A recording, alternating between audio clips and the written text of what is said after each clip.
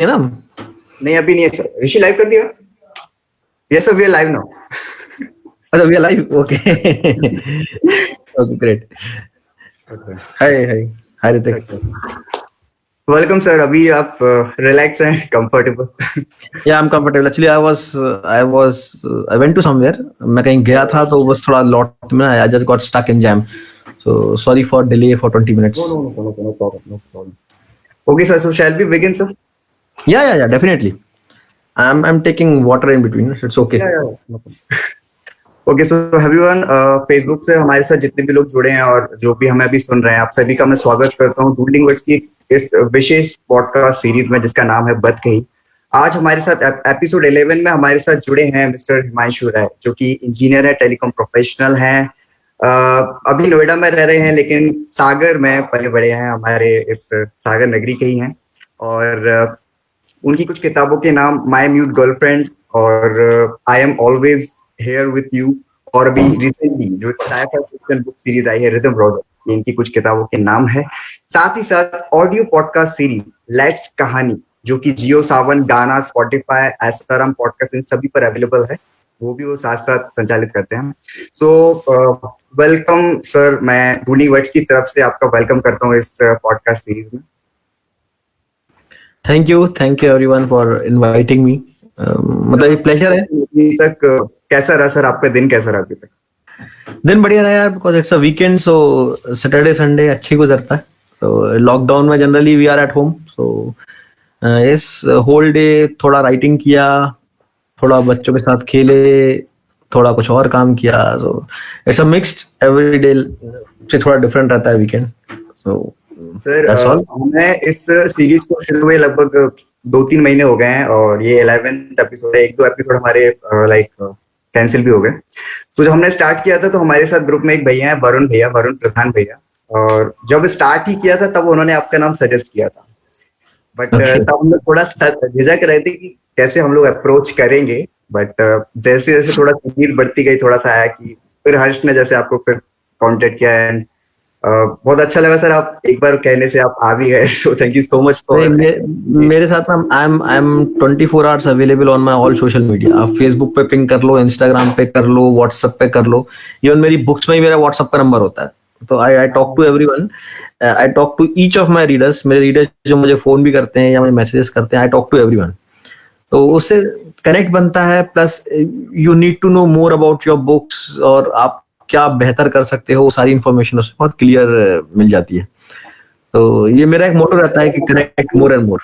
बाकी मतलब एक ऑथर से जो कनेक्शन अगर कोई फील कर सकता है तो आपकी फीड को स्क्रॉल कर लेना कोई, तो वो कनेक्शन अपने आप बिल्ड हो जाएगा। मैंने आपको थोड़ा सा अभी कोशिश की। मैं कुछ भी करता हूँ अपनी इवन फीड्स में भी ना। ऐसा नहीं है कि मैं अपनी बुक की मार्केटिंग कर रहा हूँ। I try to connect with my readers, अपनी पर्सनल चीजें भी डालता हूँ और कोशिश करता हूँ हर इन्फॉर्मेशन मिले। जैसे कि मेरे भी रिदम रॉजर 2 पे काम चल रहा है and because readers are waiting for part 2, तो I am regularly giving its information कि कितना काम हो गया, कितनी एडिटिंग में है, कितना पेजेस लिख लिए।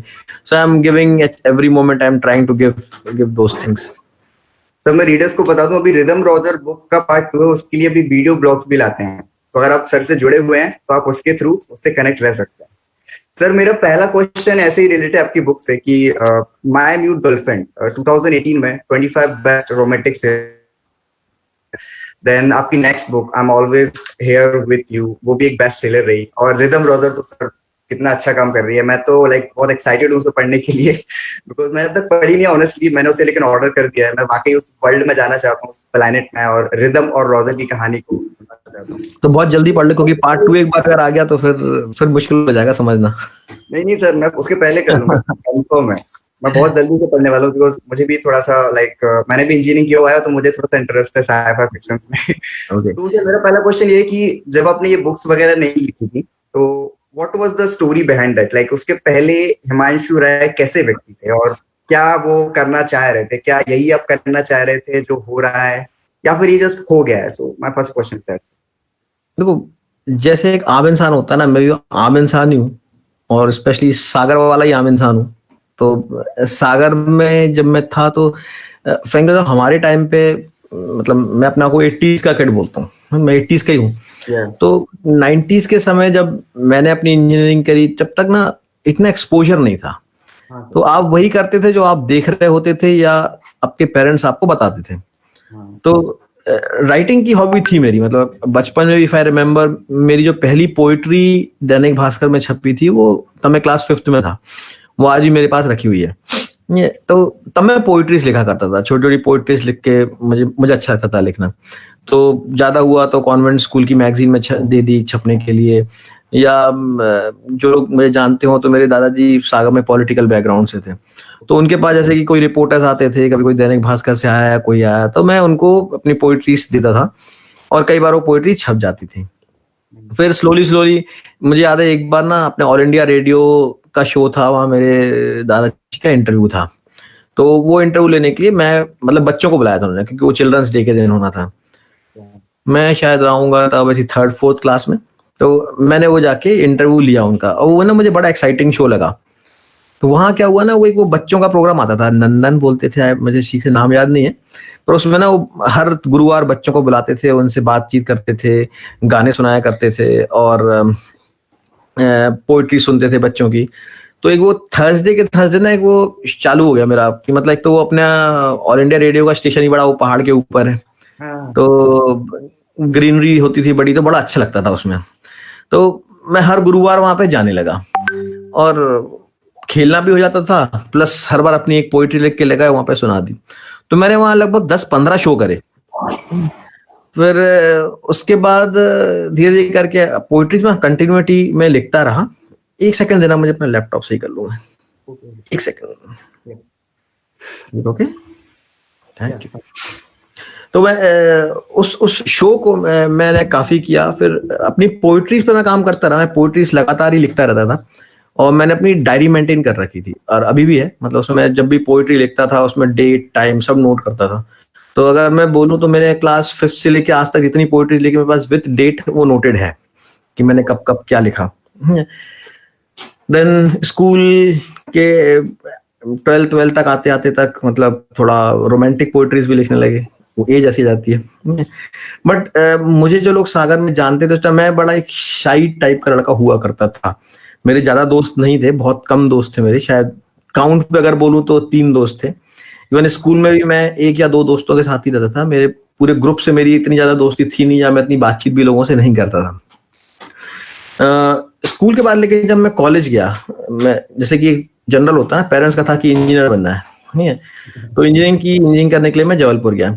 तो मेरे मन में एक माइंडसेट था कि यार मैंने जो स्कूल में मिस किया है, कि मेरे फ्रेंड सर्कल बहुत बड़ा नहीं था या मैं अपने आप में ज्यादा था, I should come out of that.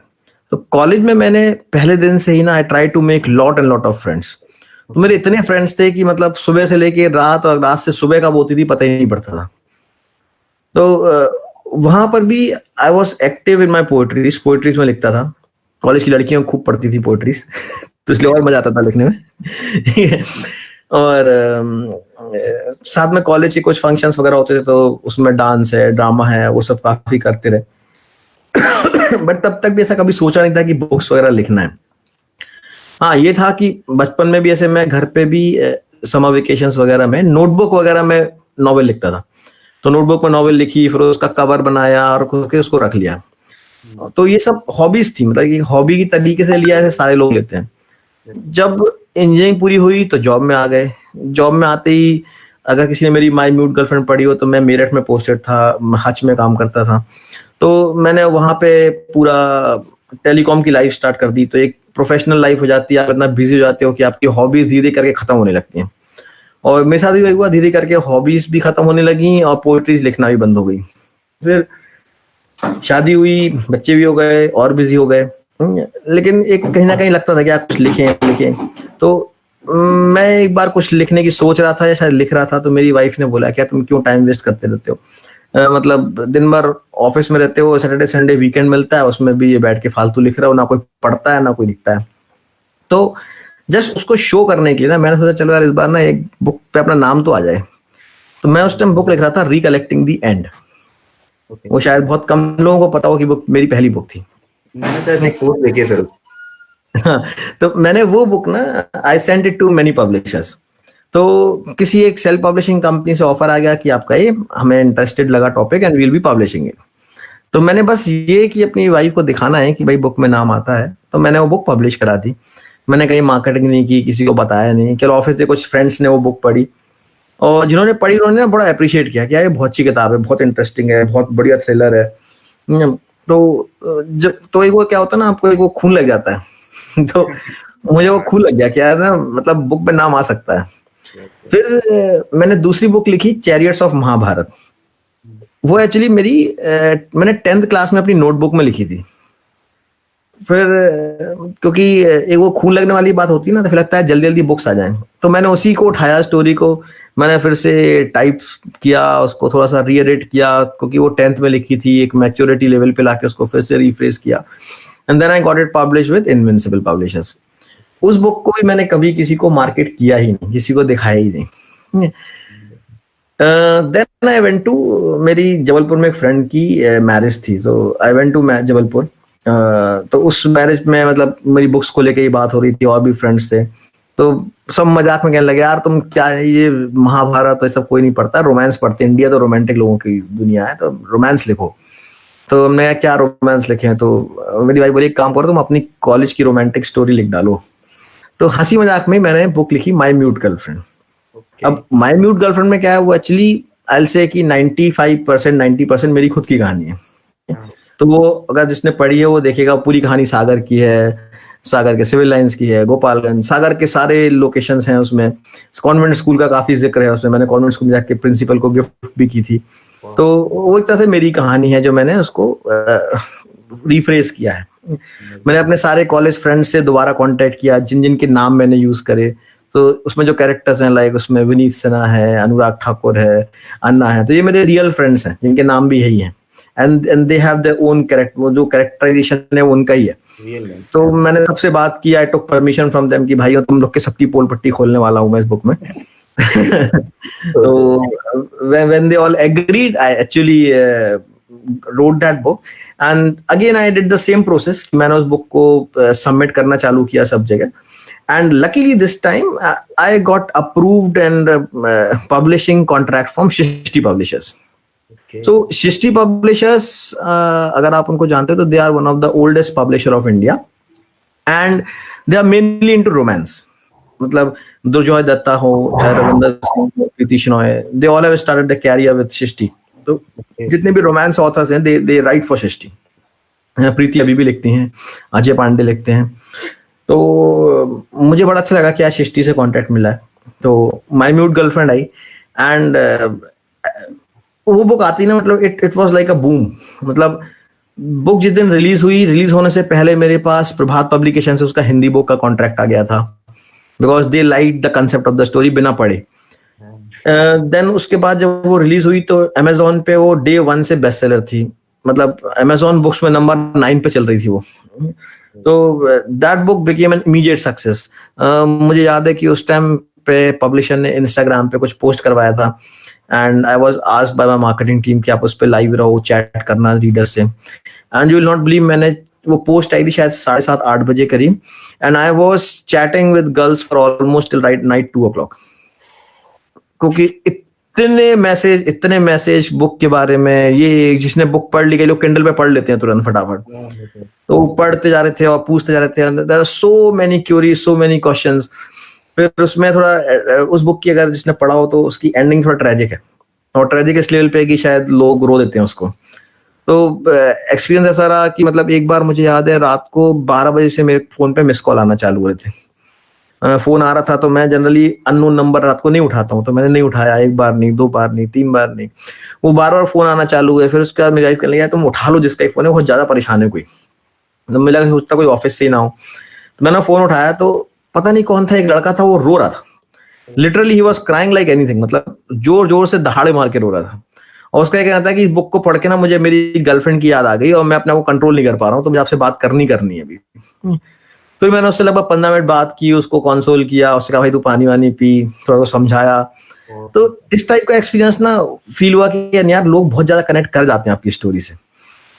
और माय म्यूट गर्लफ्रेंड ने वो बहुत तगड़ी फीलिंग दी, कनेक्शन वाली। स्पेशली सागर के, जबलपुर के, भोपाल के लोगों ने उसको बहुत कनेक्ट किया, क्योंकि स्टोरी वहीं की थी सारी। तो मेरे पास बहुत मैसेजेस, फोन आए। मुझे अभी भी याद है, मुझे किसी ने फॉरवर्ड किया था व्हाट्सएप पे, सागर में किसी ने एक अलग फेसबुक पेज पे या अपने प्रोफाइल पे एक पोस्ट डाला था जिसमें मेरी बुक की फोटो थी और उन्होंने लिखा था सागर के मोड़ा ने कमाल कर दो, अंग्रेजी में किताब लिख दी। तो एक वो बड़ी टचिंग फीलिंग थी, क्या मतलब आपको आपके शहर के लोग भी अप्रिशिएट कर रहे हैं जिनको आप नहीं जानते हो। तो वो बुक आई। देन उसके बाद मैंने फिर सोचा कि अब रोमांस, क्योंकि सृष्टि के साथ काम करना है तो सृष्टि सेट की रोमांस ही लिखना है।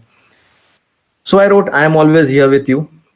वो एक बहुत ही इमोशनल स्टोरी है, बहुत डिफरेंट स्टोरी थी, जहाँ पे एक ऐसे कपल का जिक्र था जो अपनी वाइफ को 9 लेटर्स लिखने का सोचता है कि प्रेगनेंसी के टाइम उसके बच्चे में क्या फीलिंग्स होंगी उसके लिए, उसको लेके वो 9 लेटर्स लिखने का प्लान करता है, बट 6वें लेटर के बाद वो एक्सपायर हो जाता है। तो एक घोस्ट अपनी वाइफ को 9 मंथ्स तक कैसे देखता है, हाउ ही वॉज फीलिंग, उसकी फीलिंग क्या होती है उसके लिए, that story talks about that. तो that book has done very very good और Amazon बेस्ट सेलर रही, वो Amazon बेस्ट रीड रही, अभी भी it's selling very good. Then मेरा क्या ना, मैं एक जॉनर में टिक नहीं पाता, मेरे को ना कई ख्याल आते रहते हैं। तो जनरली लोगों ने कहा कि नहीं तुमने रोमांस लिख रहे हो, रोमांस ही लिखते रहो। फिर मैंने रोमांस अगली लिखी, you are still the one, और I got a contract from Fingerprints, Prakash publishers. ये हुआ 2 साल पहले, बट उनका थोड़ा प्रोसेस थ्रू था, उन्होंने कहा ठीक है हम 8-9 मंथ्स बाद इसको प्रिंट पब्लिश में लाएंगे। मीनवाइल मैंने रिदम रोजा लिखना चालू कर दिया, एंड रिदम रोजा मेरी कंप्लीट हो गई थी और उस टाइम पे ये कोरोना का टाइम चालू हो गया। तो वो जो मेरी बुक थी वो डिले हो गई, you are still the one. तो रिदम रोजा रेडी थी एंड मैंने सृष्टि को कांटेक्ट किया। सृष्टि ने कहा कि यार स्टोरी बहुत अच्छी है but maybe we will not like to publish this, क्योंकि हम केवल रोमांस पब्लिश करते हैं और ये प्योरली एक साइंस फिक्शन है और पता नहीं ये मुझे लगता है सेल नहीं होगी। Then I contacted few agents, क्योंकि आप 2 बुक्स के बाद आपका थोड़ा इमेज बन जाती है जहाँ you can contact other publishers, आपके रिलेशंस डेवलप हो जाते हैं। सो कुछ एजेंट्स ने मुझसे कहा कि नहीं नहीं ये कंटेंट ना इंडिया में सेल ही नहीं होगा। तो मैंने पूछा ही मैंने क्यों नहीं सेल होगा, कहते यार इसमें ना इंडिया में चीज जो बिकती है वो होती है जहाँ पे माइथोलॉजिकल टच हो, जहाँ कोई साधुओं की बात हो, कोई जादू टोना हो रहा हो, तो वो तो बिकेगा। इस बुक में तो आप बात कर रहे हो हेनरी रिजॉल्फ हर्ट्स की, सैमुअल मॉर्स की, टेलीग्राफ की, और सारे कैरेक्टर्स आपके फॉरेनर्स हैं। आपका कैरेक्टर जो मेन हीरो है वो आपका फिनलैंड का रहने वाला है, उसकी गर्लफ्रेंड आपकी जर्मनी की है, तो सारे कैरेक्टर्स नाम भी अजीब है, ईवा, कूपर, ओलिविया। तो ये चीज ना इंडिया में बिकेगी नहीं, ये नहीं चलने वाली इंडिया में। तो मैंने कहा ठीक है यार ना चले, मैं बुक्स अभी भी अपनी ब्रेड एंड बटर के लिए नहीं लिखता हूँ, मैं अपनी जॉब करता हूँ, तो बुक्स तो मेरे लिए एक शौक है तो मैं करता हूँ। मैं तो ठीक है ये नहीं छापे, कोई और छाप देगा। Luckily I was in a festival called Gurgaon literature festival, और वो ऑर्गेनाइज कराती है इनविंसिबल पब्लिशर, जिनके साथ मैंने पहली बुक करी थी चैरिट्स ऑफ महाभारत। तो I had a good relationship with them, तो वो मुझे अक्सर अपने फेस्टिवल्स में इनवाइट करते हैं। During lunch I was discussing with owner of invincible, तो मैंने उनको बताया कि मैं ऐसी बुक लिख रहा हूँ, मैंने लिखी रखी है, बस सोच रहा हूँ किसको दूं। तो दे सेड कि यार ना हम लोग चाह रहे हैं ट्रेडिशनल पब्लिशिंग में उतरना एंड मुझे कंसेप्ट अच्छा लग रहा है, I want to go with this. मैं कर लो यार, साथ कर लेते हैं। So they give me a contract of 10,000 copies and they publish this book. और पब्लिशिंग की सब तैयारी हो गई थी, we were about to release on 26 of March, और उससे पहले वो लॉकडाउन लग गया। तो वो प्री ऑर्डरिंग में डालते, लेकिन दिक्कत ये थी कि प्री ऑर्डरिंग में डाल देंगे लेकिन अगर प्रिंट ही नहीं हुई बुक तो फिर लोगों को पहुंचेगी नहीं। तो फिर डिले करी, डिले करते करते हम लोग मई तक पहुंच गए। फिर कहा कि यार अब एक काम करते हैं ना, किंडल पर रिलीज करते हैं उसको, क्योंकि वो सबर नहीं हो रहा था। So we release it over Kindle, Rhythm Roja पहले, and it was like blast. मतलब किंडल पे अगले 3 या 4 महीने तक it was number 1 in science fiction category, number 1 in children's category, Amazon best read, Amazon books में इट वाज विद इन 10 और within 100 चलती रही पूरे time. Then we came up with paperback, तो उसका पेपरबैक भी आ गया। और अभी इफ आई से, तो मेरे पास दिन भर में पता नहीं 50-60 मैसेज आते हैं where people are waiting for second part of Rhythm Roja. इतने मैसेज आते हैं, बिकॉज उस बुक ने ना किड्स को बहुत कनेक्ट किया, बहुत ज्यादा कनेक्ट किया। बच्चे उस बुक को लेके बहुत, क्योंकि और फिर टाइम्स ऑफ इंडिया ने, पायनियर्स ने, एशियन क्रॉनिकल, उन्होंने अपने रिव्यूज में इस बुक को कंपेयर किया हैरी पॉटर से कि this is another Harry Potter series. तो वो एक ना एक अलग उसकी ब्रांडिंग हो गई। अभी मैं परसों नरसों ही, हमारी सागर की एक मेरी क्लासमेट है, वो मुंबई में है, उनकी ऑनलाइन क्लास में कोई बच्चा रिदम रॉजर के गेटअप पे था ऑनलाइन क्लास में, वो पीछे बुक का फोटो भी लगाया हुआ था। So she take that picture और उसने मुझे मैसेज किया कि तेरी बुक बहुत फेमस हो गई है, मेरी क्लास के बच्चे भी रिदम रॉजर के कपड़े पहने बैठे हुए हैं। तो ये चीजें अच्छी लगती हैं। फिर आपको ना रीडर्स का प्यार बहुत मिलने लगता है जब आप हर रीडर से कनेक्ट करने लगते हो। अभी कल ही मैंने देखा इंस्टाग्राम पे किसी ने मेरा पोर्ट्रेट बना के डाला हुआ था, हैंडमेड पोर्ट्रेट, और फिर उसने मुझे, मैं उसको थैंक्स मिला तो उसने मुझे मैसेज किया कि सर मैं चाहती हूँ कि आप मुझे अपना एड्रेस दें, मैं आपको भेजना चाहती हूँ। तो मैं उसको अपना एड्रेस दिया, so that she was sending me that portrait. तो ठीक है, it's all love of readers which slowly you start gaining it. तो यही जर्नी यार, बस मतलब यही करते जा रहे हैं। अब अभी रिदम रॉजर 2 पे काम कर रहा हूँ, यू आर स्टिल द 1 की एडिटिंग चल रही है, क्योंकि now it's plan to release, क्योंकि जो पहले डिले हो गया था कोरोना के कारण, अब वो रिलीज होने वाली है। So that will be coming up. पता नहीं रिदम रॉजर पहले आएगी या पहले वो आएगी, but that will be, both will be coming up. Third, इसके बाद मैं एक स्टोरी लिख रहा हूँ जो मैंने आधी लिख चुका हूँ, लॉकडाउन में स्टार्ट की थी, उसका नाम पिद्दू। इट्स अ स्टोरी अबाउट एक बच्चा है सन 80 के दशक का, जो अपने सागर का है। सागर के पास भी जो अपना महोबा करके एक गांव आता है, जो अपने पंचकोई रोड से आगे जाके, उस गांव का रहने वाला लड़का है, और उसको एक अजीब टाइप की बीमारी है, और वो एक बहुत ही फन बीमारी है। मतलब वो, मैं बताऊं, 17वीं सदी में बहुत गिने चुने लोगों को हुई थी, और वो अपने टाइम पे आर्टिस्ट कहलाया करते थे उस बीमारी के कारण। तो वो एक रेयर बीमारी उस बच्चे को होती है, जिसके बारे में कहानी है। तो एक बहुत ही हल्की फुल्की कहानी है, जिस पे मैं काम करूंगा इसके बाद, रिदम रॉजर के बाद। तो ऐसे कुछ प्रोजेक्ट्स हैं, इन पे काम चल रहा है। Amazing sir. Sir 3rd-4th class में आप इंटरव्यू लेना स्टार्ट कर दिए थे, मुझे तो सुनकर ही मतलब इतना अच्छा लग रहा है। समाउ से मैं मानता हूँ कि आपको एक माहौल भी शुरू से मिल गया था, कहना चाहिए कि कहीं ना कहीं से आप उस ओर ले जा रही थी, आपको जो किस्मत वहां पर ले जा रही थी। हाँ सर आपको मैंने सुना भी वो थीम सॉन्ग भी उसका चाह रहा है, लाइट आउट आपके लिए थीम सॉन्ग भी दे रहा है रिदम रॉजर्स 2 के लिए। लाइट आउट एक अच्छा बड़ा ग्रुप है, और लकीली वो जिसका ग्रुप है वो मेरी सिस्टर का बेटा है। अरे तो तो अमन उसका नाम है, and he and his friends own that group light house, and they do lot of music, और they create lot of pop music. उनका यूट्यूब चैनल है, they do lot of shows in various pubs, restaurants, और कई college वगैरह में show करते हैं। So they, when I think he read that book, ऐसे कि मामा मैं आपके लिए ना, we want to create a theme song for this. So they are working for the theme song of Rhythm Roger. Plan है, देखते हैं बुक से पहले उसको रिलीज करेंगे। अरे बहुत बढ़िया सर। सर आपका ना, अभी मैंने देखा इंस्टाग्राम, उसमें एक चीज चल रही है, हिमांशु की सोच। मैंने कुछ पढ़े सर वो, और आज शायद आपने क्वेश्चन भी डाला था कि क्या इसका एक अलग से हैंडल बना देना चाहिए। मतलब मैं कुछ तो मुझे पढ़ के इतनी हंसी आ रही थी, मतलब मैं भी वो स्क्रीन शेयर नहीं कर रहा हूँ, लेकिन मैं व्यूअर्स को बोलूंगा आप थोड़ा जाइए, स्क्रॉल कीजिए, हिमांशु की सोच भी पढ़िए। उसके बारे में बताइए ना, क्या है वो? कुछ नहीं यार, बस मैं पूरा अपने, देखो आपके लाइफ में ना बहुत कुछ चलता रहता है, बहुत, आप दिन भर न्यूज देखते हो, कुछ कुछ पॉलिटिकल चीजें चलती रहती हैं, कहीं कुछ हीरो हीरोइन का चलता रहता है। ये तो हर चीज को देख के ना कहीं मन में ख्याल आता है, और इंजीनियर होने के कारण ना वो ख्याल गंदे टाइप के ज्यादा आते हैं। तो वो जो इंजीनियर वाली सोच है ना, वो फिर निकाले कैसे? तो बेटर है वो एक फोटो डालता हूँ मैं, जिसमें कुछ ना कुछ I try to link with that. तो बस वैसे ही जब सोच आ जाती है तो डाल देता हूँ, बट नथिंग फिक्स की रोड डालना है या नहीं डालना है, जब कभी सोच आ जाती है तो डाल देते हैं। सर लेकिन वो बहुत अच्छा है। सर हमारे टीम के बहुत सारे मेंबर जुड़े हुए हैं, सो आई वुड लाइक फर्स्ट की जो हर्ष उपाध्याय हैं वो क्वेश्चन करें आपसे, कुछ क्वेश्चन करेंगे। हर्ष हाँ हेलो सर, कैसे हैं सर आप? बढ़िया बढ़िया। First of all thank you so much, इतने शॉर्ट नोटिस पर, और मतलब बिना ज़्यादा कुछ डिले किया कुछ के आपको ज्वाइन करने के लिए। अपने घर की बात है। काफी समय, एग्जैक्टली ये मुझे सबसे ज्यादा एक्साइट किया कि हमारे घर की बात है। तो हमारे घर के किसी आदमी से हमें मिलने का ऐसा मौका मिला, वो हमारे लिए भी एक प्राउड की बात है कि सागर से ऐसा नाम निकला, और उससे हम इस तरह कनेक्ट कर पा रहे हैं जिसमें हम देश भर के लोगों से कनेक्ट कर रहे हैं। उसमें हमारा एक नाम हिमांशु राय भी है जो सागर से है, तो ये हमारे लिए भी एक गर्व की बात है।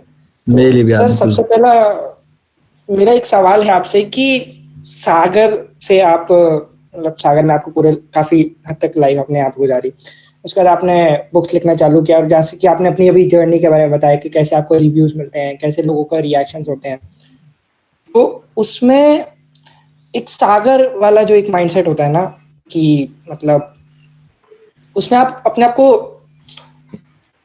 कैसे करना चाहिए, कि सागर उसमें कितना होता है आपकी पूरी राइटिंग में तो है, लेकिन आपका कैसे चेंज हुआ चीजें, ऐसा पूछना चाहूंगा। नहीं यार, मैं अभी भी सागर वाला ही हूँ यार। मतलब भले मेरे को दिल्ली में रहते हुए शायद 11-12 साल हो गए होंगे, बट दिल सागर वाला ही है। मतलब आज भी जब मुझे अगर गोलगप्पे बोलते हैं, जो अपनी फुल्की खानी हो अगर, तो मैं बाहर जाके हल्दीराम में या किसी भी रेस्टोरेंट में नहीं खाता हूँ। आज भी मैं केवल गोलगप्पे लेके आता हूँ और घर पे मटर बना के फिर उसमें इमली की चटनी डाल के खाता हूँ। क्योंकि एनसीआर में और दिल्ली में जो फैशन है, वो इमली की चटनी नहीं खाते, वो सौंठ डाल के खाते हैं। नहीं तो यहाँ, और वो मटर नहीं डालेंगे, वो आलू डालेंगे, वो भी ठंडे आलू। तो मैं अभी भी जो है वो अपने भरत चाट की जो चाट है, वो मैं रेसिपी से सीख आया था एक बार कि वो मटर कैसे बनाता है, तो मैं घर पे, मेरी वाइफ बना देती है, फिर हम लोग घर पे वैसे ही खाते हैं। तो सागर वाला टच वही है, वो कहीं नहीं गया।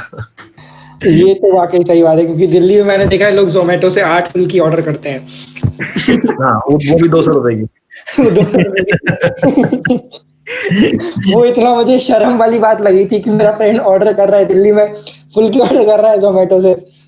शर्म आई मुझे वो देख के। तो सागर तो देखो हर चीज में है। अभी मेरी पॉडकास्ट चल रहा है, उसमें भी मैं कोशिश करता हूँ सागर की कहानी सुनाने का। अभी मैं अपना यूट्यूब चैनल शुरू करा है मैंने स्टोरीज का, उसमें मैं सोच रहा हूँ सागर की कहानी सुनाऊंगा। तो सागर तो एवरीवेयर है। सर एक सवाल है कि मेरा, जैसे आपने अपनी जो पहली बुक लिखी वो आपकी कहीं ना कहीं आपकी लाइफ स्टोरी से इंस्पायर्ड थी, और साथ ही साथ सागर पे बेस्ड थी। तो मतलब मेरा सवाल ये है कि जब आप लिखना स्टार्ट करते हैं और अपनी स्टोरी को ऐसे पब्लिक करना, as in you know public के सामने रखना एक प्रॉपर नॉवेल के फॉर्म में, वो कितना चैलेंजिंग होता है, क्योंकि आपकी एक प्राइवेसी भी है कहीं ना कहीं, वो कितना चैलेंजिंग होता है?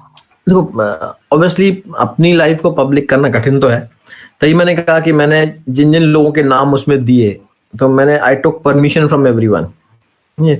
हाँ, और कुछ आपको थोड़ा बहुत फिक्शनल करना पड़ता है कुछ चीजों को चेंज करने के लिए, जैसे कि माय म्यूट गर्लफ्रेंड वगैरह पढ़ोगे तो शायद पढ़ने वाले को शायद समझ में ही ना आएगा कि वो फिक्शनल कब हो गई और नॉन फिक्शनल कब है। बट वो राइटिंग करते करते आपको आइडिया हो जाता है कि आपको किस चीज को रखना है, किस चीज को आपको थोड़ा दबाना है, वो उस ढंग से काम करता है। तो वो तो है ही, उस ढंग से ही करना पड़ता है।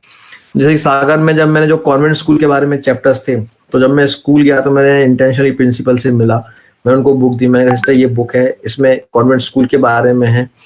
तो उनका पहला क्वेश्चन था, तुमने कुछ गलत तो नहीं लिखा है स्कूल के बारे में? वैसे मैंने कुछ गलत नहीं लिखा है स्कूल के बारे में, बल्कि पहले पेज पे थैंक यू भी लिखा है स्कूल को। वो चीज आपको हर चीज ध्यान में रख के करना होता है। हाँ बिल्कुल सही बोला।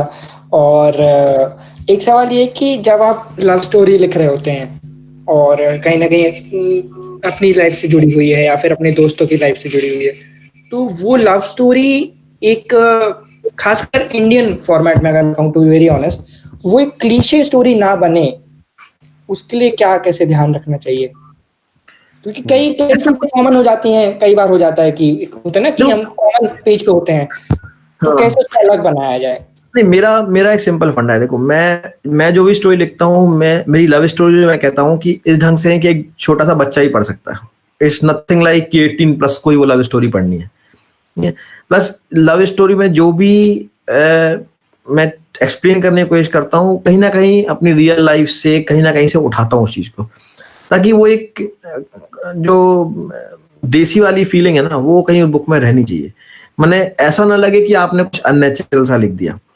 जैसे कि अगर आप आई am always here with you पढ़ोगे अगर आप, तो वैसे तो वो घोस्ट एक कहानी नरेट कर रहे हैं, पर उस बुक में है ऐसे कि एक जो हस्बैंड है वो daily Johnson and Johnson baby की बुक पढ़ता है। उसमें एक, अगर आप बुक देखोगे तो जॉनसन एंड जॉनसन बेबी की एक प्रेगनेंसी बुक आती है, जहाँ पे वीक बाई वीक बेबी वूम में कैसे ग्रो करता है उसकी इन्फॉर्मेशन होती है, और उस इन्फॉर्मेशन के बेस पे वो लेटर फ्रेम करता है कि अच्छा बच्चा इतना बड़ा हो गया पेट में, तो वो मेरी पुरानी रिलेशनशिप से कैसे लिंक्ड था, वो उस चीज को कनेक्ट करने की कोशिश करता है। तो वो ऐसा नहीं है कि चीज मैंने मन से लिख दी, क्योंकि मुझे याद है जब मेरा बेटा पैदा होने वाला था तो मैं वो बुक खरीद के लाया था, वो बुक आज भी मेरे पास है और वो बुक मैं पढ़ता था। तो मैंने कहीं ना कहीं उस कंसेप्ट को उस चीज से रिलेट करने की कोशिश की। तो आप हर चीज कहीं ना कहीं रिलेट करते हो। या I am always here with you में स्टार्टिंग में 2 कैरेक्टर्स हैं। इसमें एक टीचर का नाम आता है सर पटेल और एक टीचर का नाम आता है वंदना। तो जब वो मैं कैरेक्टर लिख रहा था तो मेरे दिमाग में क्लियर इमेज थी कि कॉन्वेंट स्कूल के सर पटेल हैं, वो कैसे चलते हैं, कैसे बोलते हैं। तो उस वो कैरेक्टर का जो कैरेक्टराइजेशन था, भले एक चैप्टर में ही है वो, but he exactly resembles sir Patel. तो इस ढंग से जब भी आप लिखते हो तो वो कहीं ना कहीं आपके दिमाग में इमेज होती है। या जब मैं अभी रिदम रोजर लिखता हूँ तो मेरे दिमाग में होता है कि जब उसकी शक्ल जो मुझे मेरे बेटे जैसी दिखती है, क्योंकि मेरे बेटे का नाम रिदम है, तो वो मैं उसी ढंग से उसको इमेजिन करके लिखता हूँ। ओके सर, फिलहाल मेरे पास इतने ही सवाल, मैं आगे पूछता रहूंगा जरूर। बिल्कुल। Thank you for your question. Sir, move on करने से पहले एक क्वेश्चन है, वो एक हाइपोथेटिकल क्वेश्चन है कि अगर किसी फ्यूचरिस्टिक थिंग को या फिर किसी भी साइफाई मूवी से या फिर बुक से उसे आपको अमल में लाना हो, अभी उसके अगर सही करना चाहते हो उसे, what futuristic thing from a scifi movie और book do you recall which existed right now? And sir एक चीज और है, ये आपकी बुक से नहीं होना चाहिए। नहीं, मैं क्वेश्चन थोड़ा समझ नहीं पाया। मतलब एग्जिस्टिंग बुक को आप कह रहे हो कि और बेटर होना चाहिए था, ऐसा कुछ? नहीं सर, कौन सी फ्यूचरिस्टिक थिंग किसी साइफाई मूवी से या फिर बुक से आपको लगता है कि अभी राइट नाउ एग्जिस्ट करनी चाहिए? अच्छा, एग्जिस्ट होनी चाहिए मेरी बुक के अलावा? Yes sir. यार ये तो बड़ा कठिन क्वेश्चन है। मुझे ना वो थॉर का हथौड़ा जरूर होना चाहिए यार। जितने आंदोलन हो रहे ना, एक जगह ढूम कर दिया, सारे गायब। सर मुझे बेसिकली आयरन मैन पसंद है, लेकिन ये मैं जितना मतलब ज्यादा इस बारे में नॉलेज नहीं है, बट मेरा बेटा बहुत देखता है चीजें, तो उसको थॉर पसंद है, इसलिए मुझे थॉर पसंद है। मैंने उसका 2-3 पिक्चर देखी है हॉल में जाके, तो थॉर बढ़िया है। ठीक है सर, मूव ऑन करते हैं। सर मैं जो दूसरी आवाज देना चाह रहा हूँ वो हमारे ग्रुप का एक बहुत ही उम्दा राइटर है, उभरता हुआ राइटर है और बहुत अच्छा पढ़ता भी है, बहुत अच्छा लिखता भी है, सभी जॉनर्स में लिखता है। मैं कॉल कर रहा हूँ अनुज उपाध्याय कि आए और अपने क्वेश्चन सर के साथ पूछें। अनुज। हाय अनुज। हाय सर, क्या हाल है? बढ़िया सर, आप बताइए। बस बढ़िया। सर पहले तो थोड़ा मतलब दिल से तारीफ जो बात होती है ना, पहले मैं वो करना चाहूंगा कि मुझे बहुत खुशी हुई कि किसी ने सागर को पोर्ट्रे किया अपनी कहानियों में। पहले अपने नोवेल में माय म्यूट गर्लफ्रेंड लेकर आया था एक्चुअली, और अभी लेकिन ऐसा है ना कि काफी बड़ी खेप पड़ी है किताब पढ़ने के लिए। मैं नहीं आ पाई, मेरी मतलब 4 बुक पैरेलल चल रही है, 4 बुक एक साथ पढ़ रहा हूँ मैं, तो इसलिए मैं म्यूट गर्लफ्रेंड अभी नहीं उठाई मैंने। लेकिन मुझे बहुत खुशी हुई जब मैं वो किताब ला रहा था और मुझे उस किताब के बारे में पता चला कि इसमें सागर की कहानी है। फिर उसके बाद जब उमाकांत अंकल ने मुझे लेट्स कहानी का वो भेजा और उसमें मुझे सुनने मिला कि फिर उसमें भी सागर का बहुत जिक्र हुआ है कई गोपालगंज की गलियों में। मैं एक्चुअली गोपालगंज का ही रहने वाला हूँ, तो फिर तो ज्यादा कनेक्ट कर पाओगे डिग्री कॉलेज को। काफी अच्छा लगा पहले सुनकर के कोई है जो सागर को पोर्ट्रे कर रहा है अपने उपन्यासों में, क्योंकि कहीं ना कहीं बाहर निकलने जाने के कारण वो एक एलिट ग्रुप होता है जो कहता है यार ये वो कहाँ, वो सागर वहाँ क्लास नहीं है लोगों में और ये वो। तो एक तो मुझे इस बात की बड़ी खुशी हुई। दूसरी चीज, अभी मैंने सुनने में आया कि रिदम रोजर को एक मूवी में भी रिदम रोजर कन्वर्ट हो रही है, मूवी उस पे बनने वाली है। भाई किसने बताया? मुझे ही बता दे यार। तो मुझे बताया, ये मतलब अब ये कह लो कि आप कहीं ना कहीं ऐसी प्रोग्रेस कर रहे हैं कि आपकी उसमें अफवाहें तक उड़ने लगी हैं। आप समझे इस चीज को कि मुझे ऑलरेडी खबरें उड़ चुकी है कि सीरीज बनने वाली है पूरी मूवीज की एंड ऑल, पूरा चल रहा है इधर।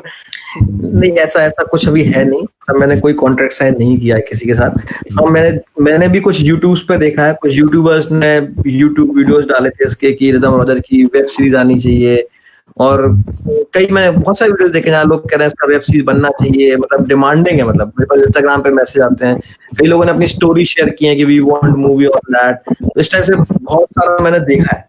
बट ऐसा कुछ अभी तक नहीं है अप्रोच, क्योंकि मूवी या web series it's a long process, you need to go through agents, क्योंकि मेरा कोई कांटेक्ट नहीं है मूवी इंडस्ट्री में कि मैं अपनी बुक लेके चला जाऊं।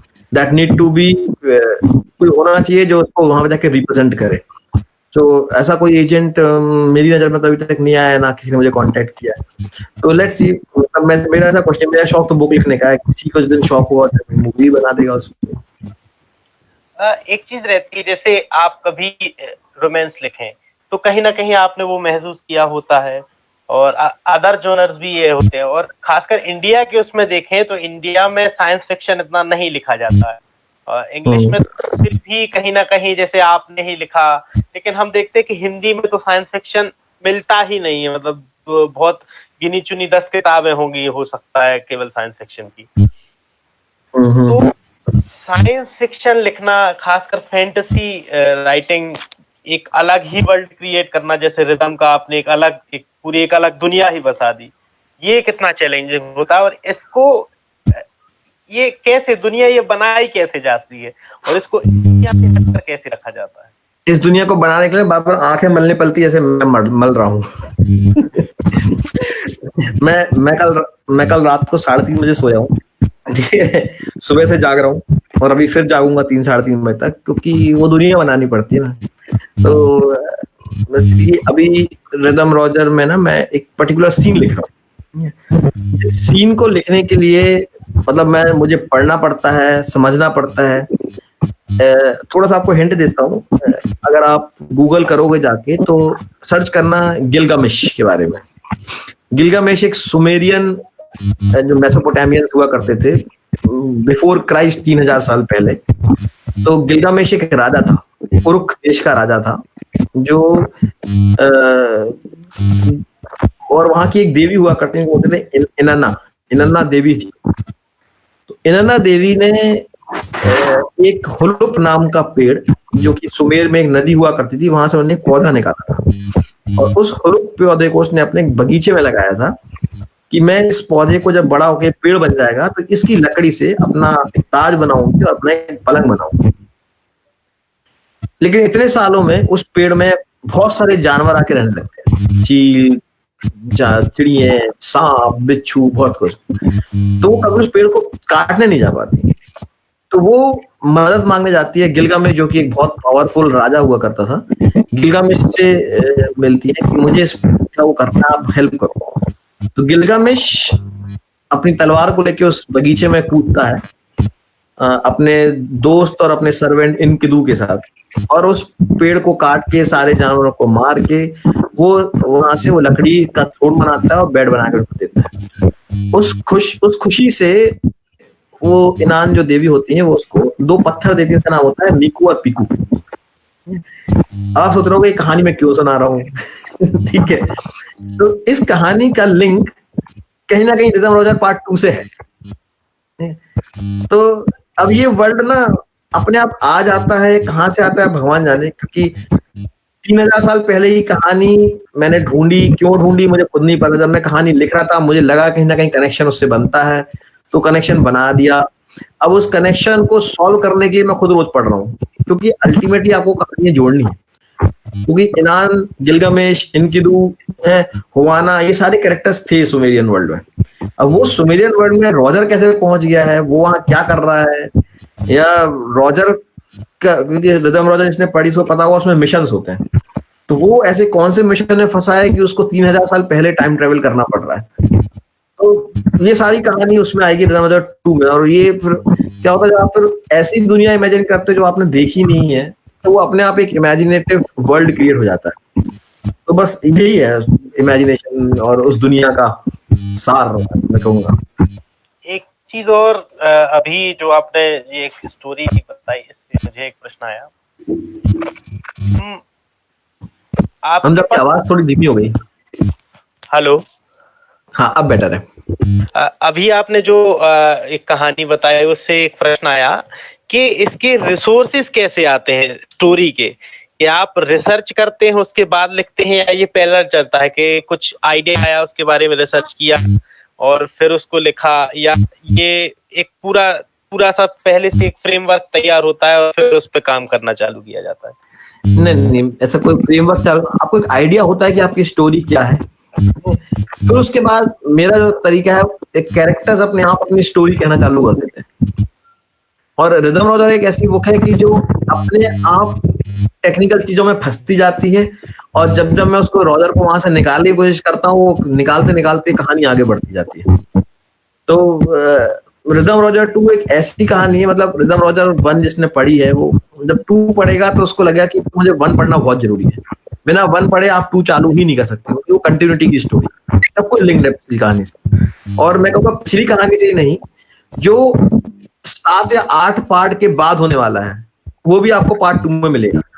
तो मेरे ख्याल में जब आप 8वां पार्ट पढ़ोगे उसका, तो आपको लगेगा अच्छा सेकंड पार्ट में ये हुआ था जो मुझे 8वें पार्ट में पढ़ना जरूरी है। तो वो इस ढंग से लिंक करी गई है कहानी सब कुछ। और सेकंड पार्ट में काफी कुछ आपको मतलब बहुत ही बेसिक तरीके से और फैंटेसी मिलेगी क्वांटम फिजिक्स के बारे में। तो जो पूरा फैंटेसी वर्ल्ड है उस सेकंड पार्ट में, वो क्वांटम फिजिक्स पे बेस्ड है।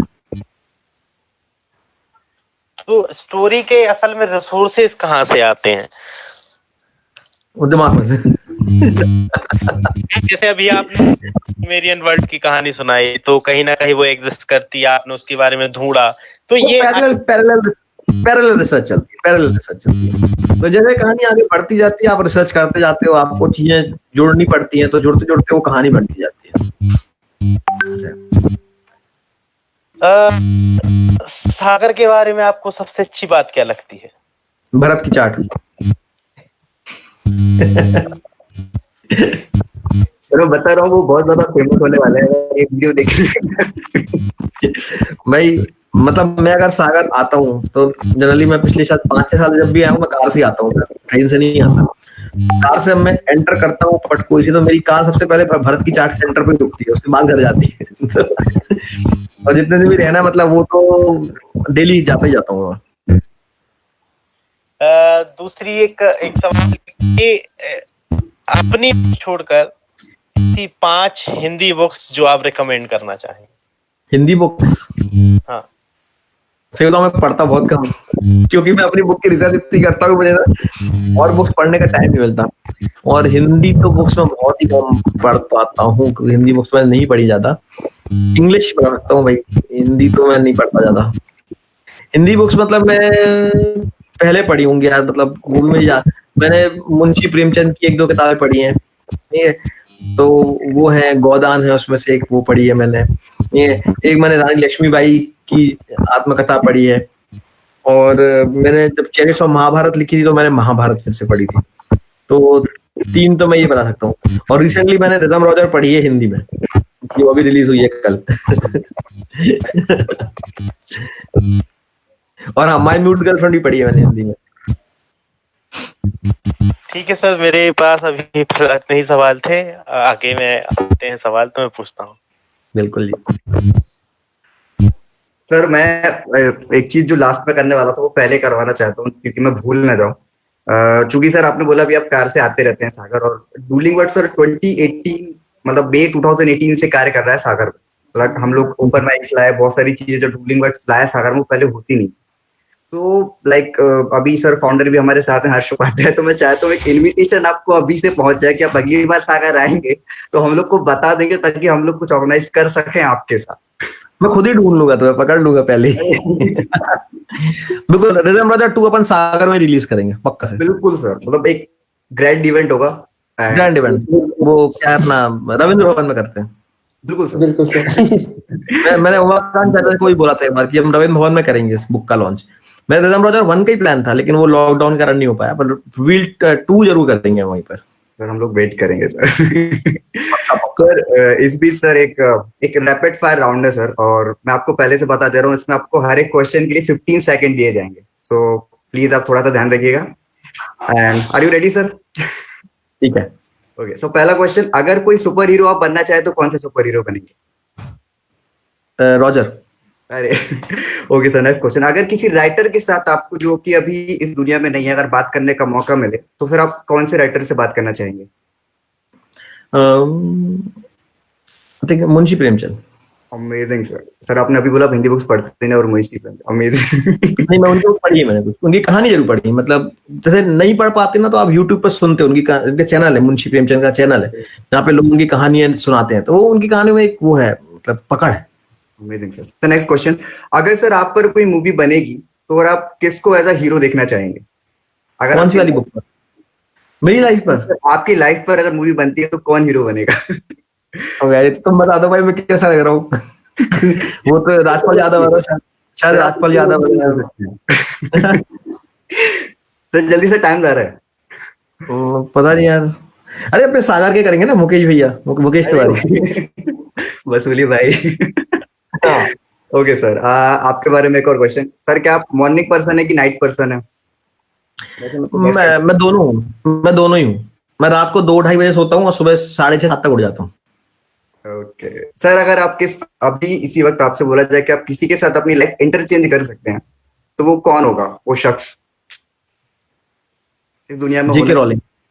जेके Rowling. Oh my god, amazing. So last question, an important question, अभी तक का आपका ग्रेटेस्ट अचीवमेंट कौन सा रहा है लाइफ का?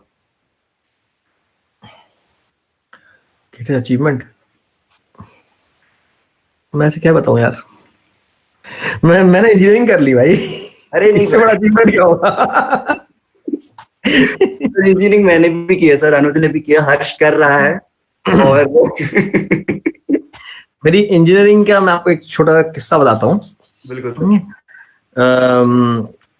मेरा बेटा मुझसे कह रहा है कितनी देर, क्योंकि वो उसका खुद का यूट्यूब चैनल है और उसको जाने को लाइव होना है, तो वो लगा हुआ है कि मैं कब लाइव हो पाऊंगा। उसका एक चैनल है थर्स्टी, क्या नाम है? थर्स्टी नाम से उसका यूट्यूब चैनल है, जहाँ वो गेमिंग वगैरह खिलाता है, सिखाता है। जस्ट की पापा कितनी देर लगेगी मेरा चैनल चल। खैर, तो इंजीनियरिंग का क्या है कि मैं ना 12th तक I was a very average student, बहुत ही एवरेज स्टूडेंट था मैं। मतलब मुझे याद है मेरी 12th में जो परसेंटेज थे वो 59% थे केवल, ठीक है।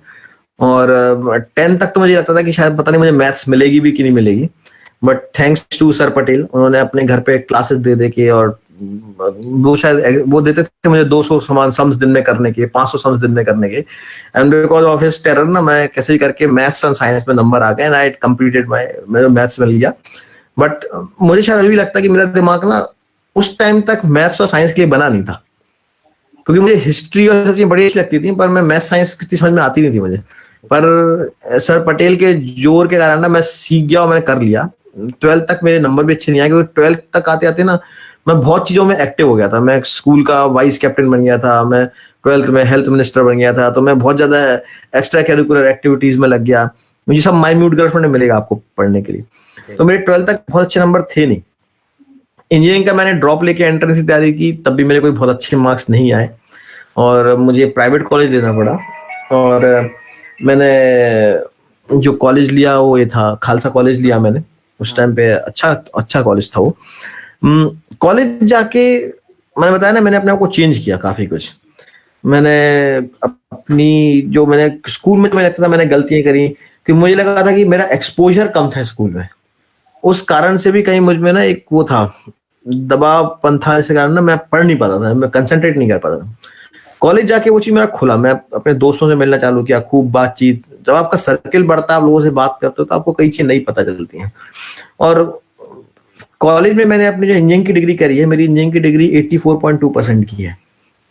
तो और इंजीनियरिंग में शायद ही बहुत मुश्किल होता है कि बैकलॉग ना लगे, पर लकीली मैंने 8 सेमेस्टर में मेरा एक भी बैकलॉग नहीं है, जब मुझे कभी कंपार्टमेंट भी नहीं आई।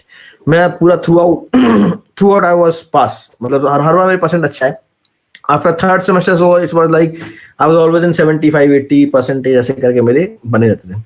तो वो क्यों होते थे, वो सब माइन्यूट गर्लफ्रेंड में है, ठीक है। बट यस, मैंने फिर इंजीनियरिंग जो है उस ढंग से करी, मतलब I did my engineering good. और अब मैं पिछले 20 साल से लगभग टेलीकॉम की बड़ी से बड़ी कंपनी में काम कर रहा हूँ। प्योर टेक्निकल रोल हैंडल करता हूँ। मैंने हज के टाइम पे उत्तर प्रदेश का, जो पश्चिमी उत्तर प्रदेश है, उसके पूरे नेटवर्क की प्लानिंग की हुई है। तो काफी कुछ फिर अब मैं समझता हूँ कि हाँ, मतलब जो शायद 12th तक मैंने नहीं समझा था, नहीं देखा था, वो कॉलेज में जाके वो चीज गेन कर ली वापस। और अब मुझे बुक्स मेरी हॉबी है और मेरा काम, मेरा टेक्निकल थिंग वो मेरा पैशन है। मुझे बहुत मजा आता है, मतलब दिन भर मैं इतना बिजी रहता हूँ, बड़ा अच्छा लगता है मुझे। फिर कहते हैं जो पसंद है करो तो बर्डन नहीं पड़ता है। हाँ, मुझे दोनों चीजें पसंद आती। सर आपने अभी बोला ना बैकलॉग का, तो जब हम लोग का फर्स्ट सेमेस्टर का एग्जाम होने वाला था तो एक अलग से सेशन रखा था कि आप लोग को पेपर कैसे देना। तो जो फैकल्टी थे वो बड़े एक्सपीरियंस फैकल्टी थे, फिजिक्स पढ़ाते थे, वो आए और पहले थोड़ा बात की, फिर कहते लास्ट में देखो कुछ भी करना बस पास हो जाना, मुझे मतलब नहीं है। मुझे बैक नहीं आनी चाहिए, बस पास हो जाना। और सर पहला पेपर हुआ था उसमें सबसे ज्यादा बैक लगे थे बताते, तो वो फिजिक्स का ही पेपर था। हाँ, वो होता है। सर अभी ना फर्स्ट एक लास्ट जो हमारे साथ है वो कॉन्वेंट में ही पढ़ती है सर, वो बच्ची है ना, वो अराउंड में पढ़ती है और बहुत अच्छी अच्छी आवाज क्रैक हो गई। ऋतिक, कुछ डिस्टरबेंस आ रहा है। एक्चुअली अनुज कुछ बोल फेसबुक रहे हैं। पर मेरी आवाज आ रही है क्या? हाँ हाँ अनुज हाँ। हाँ, अब आ रही है। फेसबुक पर एक कमेंट आया है लाइव सेशन में कि यादों का डिब्बा जो है उसका आगे का पॉडकास्ट नहीं आया है अभी तक, और नहीं आया है। मतलब वो सुनना चाह रहे हैं, वो लेट्स कहानी का अगला पॉडकास्ट एपिसोड नहीं आया अभी तक, तो वो इस बारे में। लेट्स कहानी का एपिसोड हर वेडनेसडे रिलीज होता है। इस वेडनेसडे रिलीज हुआ है, उसका नाम है गपशप चाय पर गपशप। वो एपिसोड रिलीज हुआ है और अगला एपिसोड रिलीज होगा वेडनेसडे को, जिसका शीर्षक है चुड़ैल चिपट गई। तो हर वेडनेसडे आ रहे हैं एपिसोड, रेगुलरली आ रहे हैं। हाँ, बीच में एक हफ्ते पहले नहीं आए थे, इस वाले एपिसोड से पहले एक हफ्ते का गैप हुआ था। होता क्या है कि थोड़ा मेरा शेड्यूल बिजी हो जाता है तो रिकॉर्डिंग पूरी नहीं हो पाती है। कई बार रिकॉर्डिंग हो गई तो आपकी एडिटिंग और उन सब चीजों में थोड़ा प्रॉब्लम हो जाता है, तो कभी कभार डिले हो जाता है। तो जनरली वी प्लान कि हम उसको हर वीक रिलीज करें। तो अभी इस वीक, पिछले वीक भी आया है टाइम पर, इस वीक भी वेडनेसडे का प्लान है, वेडनेसडे को रिलीज होगा। और अगर आप गाना पे अगर आपको नहीं मिला है तो स्पॉटिफाई पे देख लें, क्योंकि होता क्या है कि अलग अलग प्लेटफॉर्म्स हैं, तो हम लोग रिलीज करते हैं एक साथ सारों पे, स्पॉटिफाई पे, एप्पल पे, जियो सावन पे, गाना पे। जनरली मैंने देखा है स्पॉटिफाई पे और एप्पल पॉडकास्ट पे तुरंत आ जाता है, गाना पे और जियो सावन पे थोड़ा डिले आता है, उनका अप्रूवल प्रोसेस थोड़ा टाइम लेता है। ओके, मिल गया होगा जिसने भी कमेंट किया। तो धरा तुम क्वेश्चन कर सकती हो, जल्दी से क्वेश्चन कर लेना, सर को आई थिंक जाना भी है। तो धरा हाय जरा।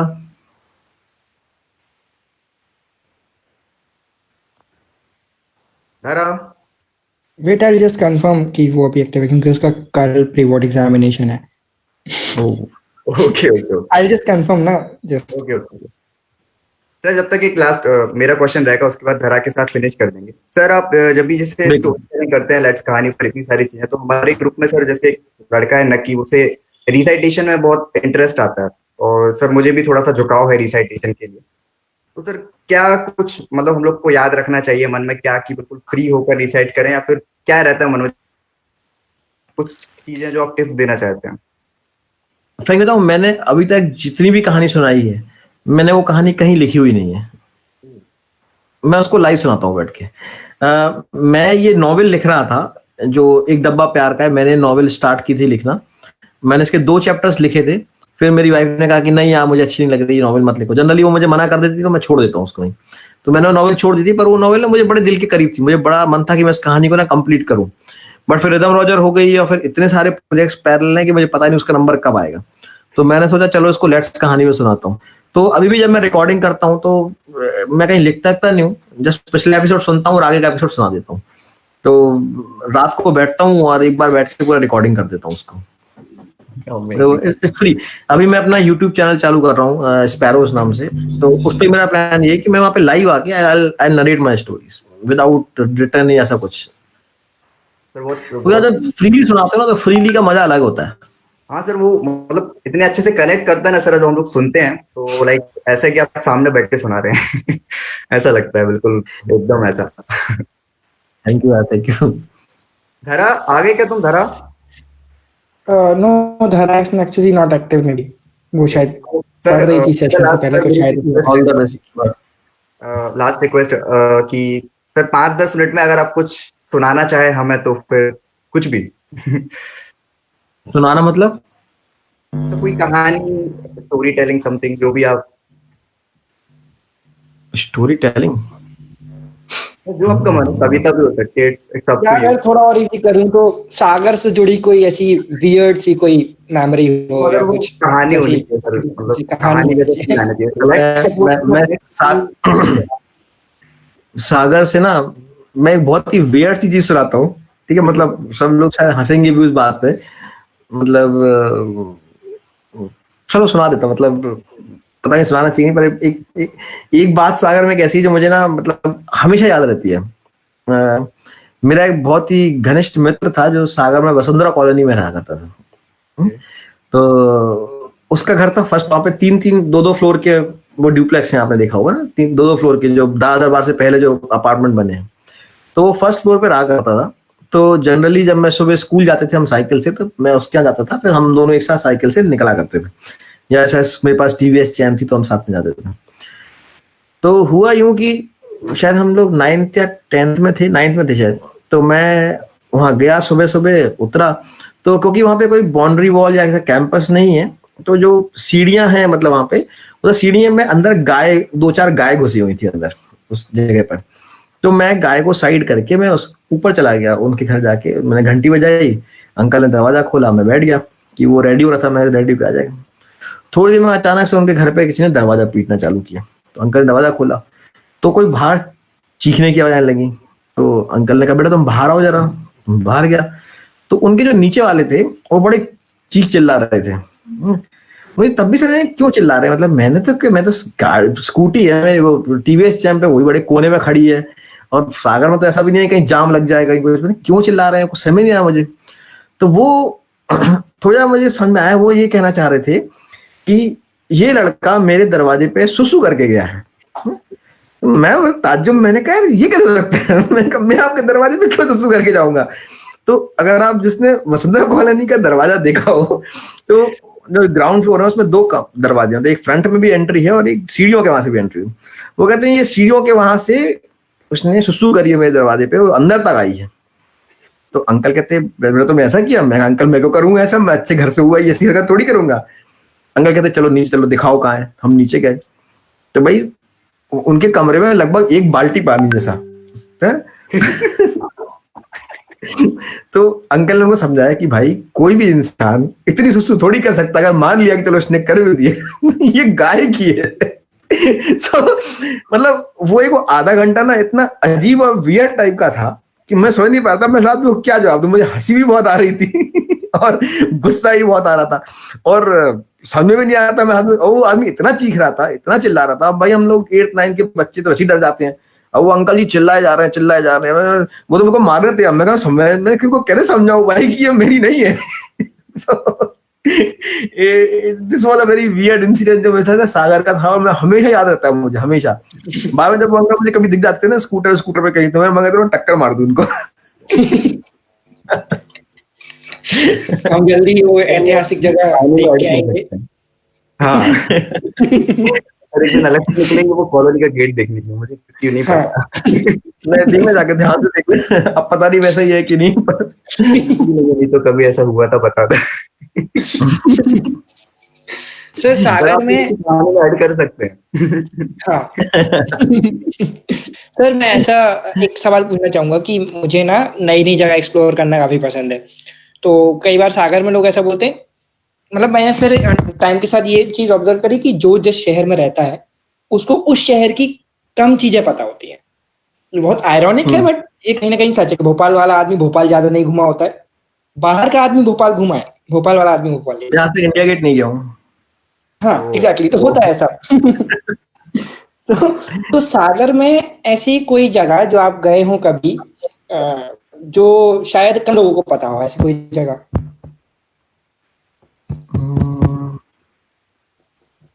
सागर में ऐसी जगह जो बहुत कम लोगों को पता हो,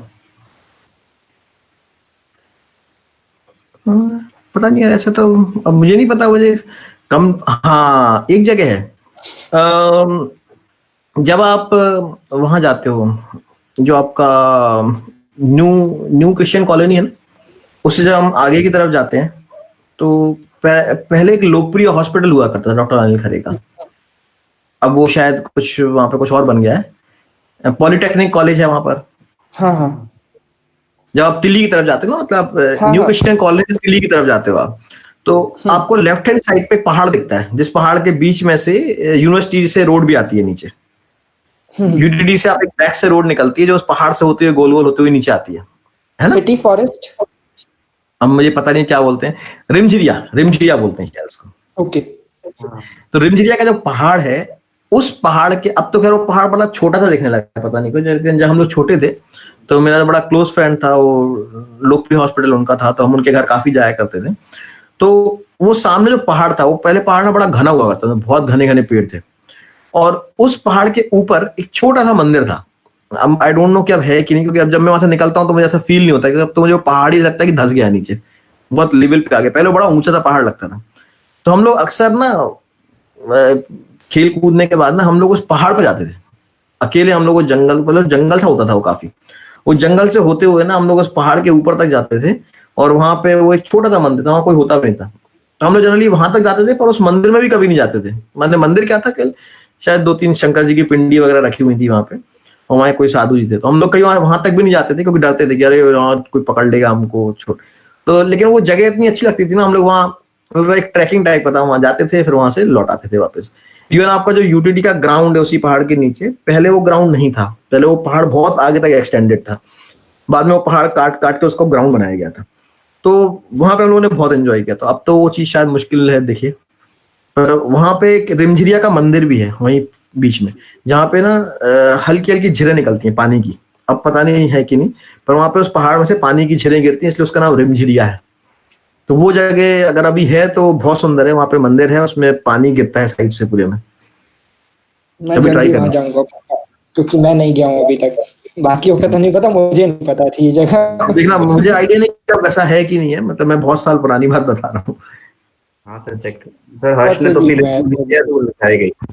हाँ सर, वो झील का मंदिर तो है अभी भी वहां पे। हाँ।